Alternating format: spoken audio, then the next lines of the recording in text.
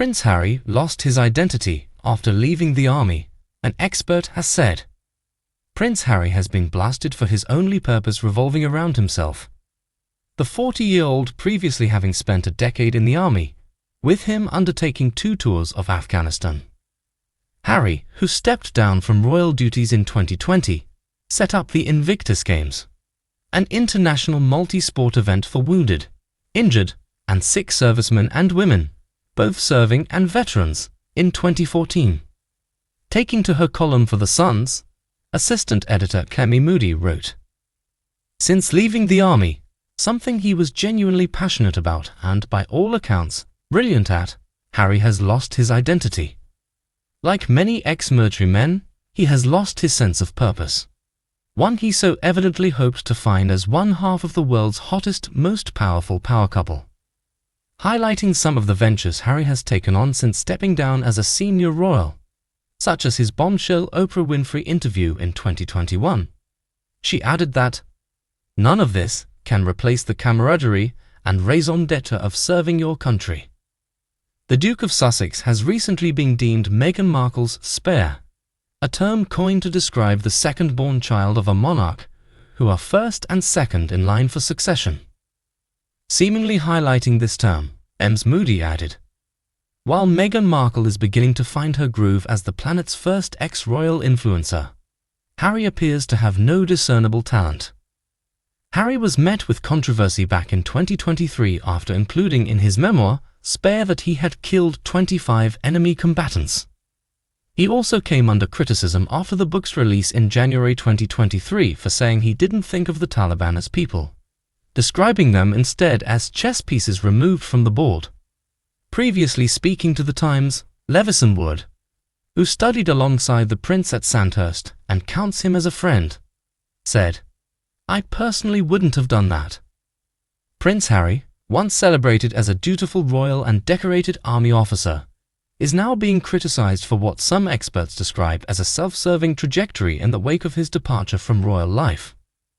As commentary mounts, one prominent voice, Clemmie Moodie, assistant editor at The Sun, has gone so far as to declare that the Duke of Sussex has lost his identity and is now functioning with only one purpose: to serve himself. Harry, who turned 40 this year, has spent the last few years redefining his public image after officially stepping down from his royal duties in 2020 alongside wife Meghan Markle. But not everyone sees his evolution in a positive light. Moodie argues that the prince's post-royal career reflects a man grasping for relevance, no longer grounded by the structure and purpose that his decade in the British Army once provided. Since leaving the army, something he was genuinely passionate about and, by all accounts, brilliant at, Harry has lost his identity. Moodie wrote in her sharply worded column. She suggests that Harry's time in the military offered him a sense of purpose and camaraderie that he has since struggled to replicate. It's a sentiment echoed by those close to Harry's military past. Levison Wood, a well-respected British Army veteran and author who trained with Prince Harry at Sandhurst, remarked to The Times, "I personally wouldn't have done that," referring to Harry's controversial decision to disclose details in his memoir Spare, particularly the admission of killing 25 enemy combatants during his Afghanistan service. Harry's revelations, including that he did not view Taliban fighters as people, but rather as chess pieces removed from the board, sparked a firestorm of backlash. Critics accused the Duke of glorifying warfare and putting a target on his back, a move seen by many as reckless, especially for someone who once advocated for mental health and dignity in the military. Prince Harry's military service is widely considered one of the most admirable chapters of his life. He undertook 2 tours of duty in Afghanistan and helped launch the Invictus Games in 2014, a global event for injured veterans, born out of his experience on the battlefield. At the time, Harry was praised as a royal breaking the mold, someone who used his status for a greater good. Yet, since stepping back from his royal duties and relocating to California, Harry's public work has shifted toward the entertainment and media spheres, often involving intensely personal revelations. His interviews, from the bombshell Oprah Winfrey special to appearances on podcasts and television, have left many feeling he's more concerned with public perception than public service. Moodie pointedly notes that none of this, Netflix documentaries, Spotify podcasts, lawsuits, or book deals, can replace the camaraderie and raison d'etre of serving your country. Much of the criticism directed at Harry comes with a companion narrative. That Meghan Markle, now the Duchess of Sussex, has emerged as the more driven and visible half of the couple. Described by some media commentators as the first ex-royal influencer, Meghan has continued to build her brand, dabbling in various industries including fashion, media, and philanthropy.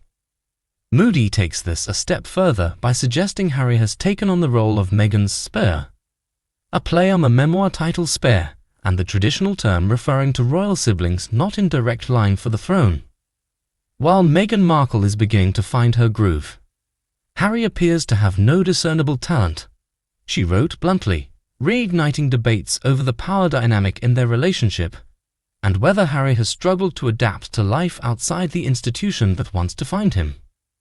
To some, Harry's evolution reflects an inevitable, if imperfect, reinvention of self. A man no longer shackled by the constraints of royal life. Supporters argue that his willingness to open up about mental health, family trauma, and military service represents a bold new era of transparency for the monarchy. But to others, these moves reflect a lack of direction and a thirst for personal gain. The idea that Harry is merely seeking attention is not unfounded, says British sociologist Dr. Eleanor Walsh. When someone steps away from an institution as culturally embedded as the monarchy, it's expected they'll struggle with identity. But the nature of his decisions, revealing military kill counts, disparaging family members, filing lawsuits against the press, suggest a self-centered approach masked as vulnerability. Harry's estrangement from the royal family has only deepened perceptions of a man adrift. His memoir laid bare years of tension with his father King Charles and brother Prince William, painting the monarchy as an institution steeped in cold formality and emotional repression. The palace, adhering to its long-standing policy of never complain, never explain, has refrained from directly responding to most of Harry's accusations. However, insiders claim the bridges between Harry and his family are all but burned, with reconciliation a distant hope. One senior royal aide, speaking anonymously to the Daily Telegraph, lamented, "We all understood that Harry needed something different, but what he's chosen feels like a betrayal to those who supported him unconditionally." As the dust settles on his first 5 years of post-royal life, questions remain about what Prince Harry truly stands for. The Invictus Games continue to serve as a beacon of his original purpose, yet they are now overshadowed by a deluge of media controversies and legal battles. Despite the criticism, some analysts believe Harry still has a chance to redefine his legacy. There is a powerful story in redemption and reinvention, says public relations expert Karen Bellamy.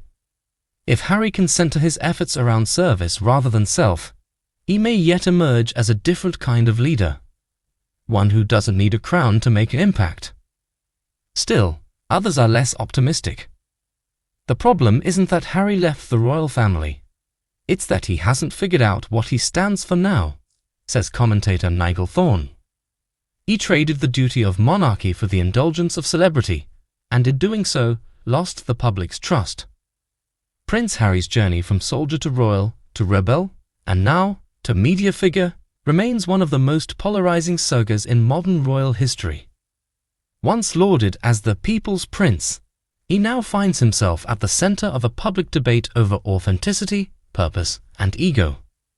Critics like Clemmie Moodie may be harsh in their assessments, but they tap into a broader disillusionment felt by many who once saw Harry as the bridge between royalty and the real world. Whether he can reclaim a narrative of substance rather than spectacle depends on the choices he makes next. Until then, for some, the image persists.